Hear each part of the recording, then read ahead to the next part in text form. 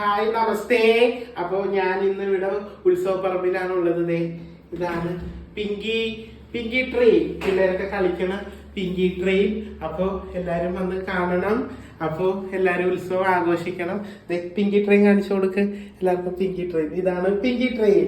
അപ്പൊ എല്ലാരും വന്ന് കാണണം. ഓക്കേ.